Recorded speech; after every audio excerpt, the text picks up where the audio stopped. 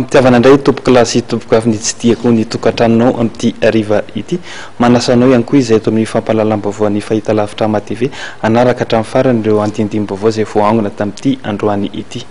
Mahakasika ny lalana kosa no dia anboantsika ny fampahalalam-baovao antsika. Nisokatra tamin'ny fomba ofisialy androany maraina ny Kongresa Malagasy faha-10 momba ny lalana sy ny fitanterana.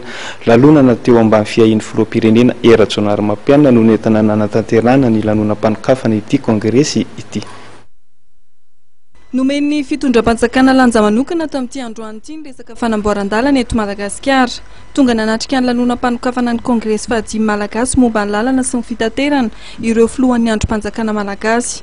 Eny hatramin'ny ben'ny tanàna manerana Madagasikara raha dia nandray anjara tamin'ity kongresy lehibe ity. Fanomezan-danja ny lalana eto Madagasikara, entina hampandrosoana ny Madagasikara no anisan'ny tanjona izay apetraka amin'ity kongresy lehibe ity.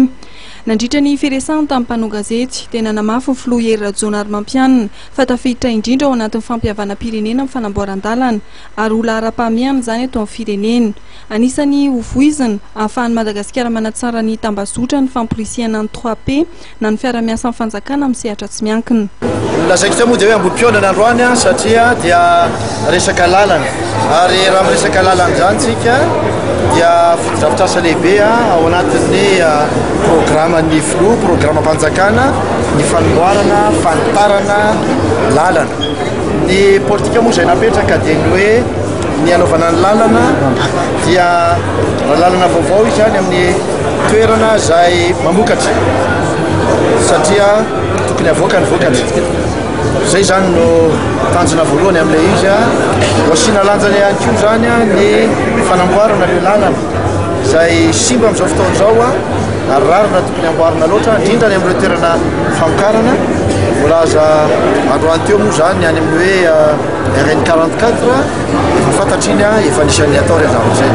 Betsaka amin'ny programana lalana izay efa manomboka, efa mandeha, mbola hotohizana ny fomba matsinany vola amin'izy ireny misy fitondram-panjakana mitondra ny ampahany amin'ilay izy.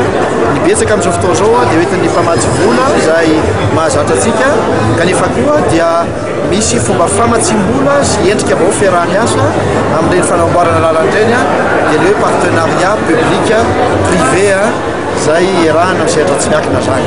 Ka androany moa zany dia naporisika sehatra tsy miankina mba hiara-misy alana amin'izany zavatra izany satria betsaka ny fotodrafitrasa izay ataontsika na amin'ny fanamboarana lalana, fanamboarana tetezana, fanamboarana siarana mpiara-manidina, siarana tsambo, teraka vokatra maro ny lalana.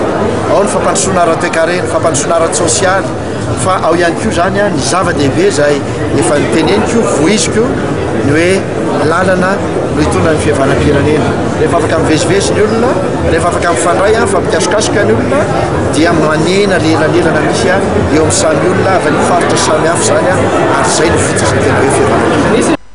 Nandritra ny lateniny dia nanamafy Andriamatory Roland Ratsiraka ministry ny asa vaventy Malagasy fa efa nisy ny tanjona napetraka ary nandritra ny 7 volana dia efa nisy natao laharam-pahamehana ny ahafahana manatsara ireo lalam-pirenena lehibe toy ny RN2, RN7 sy ny RN4.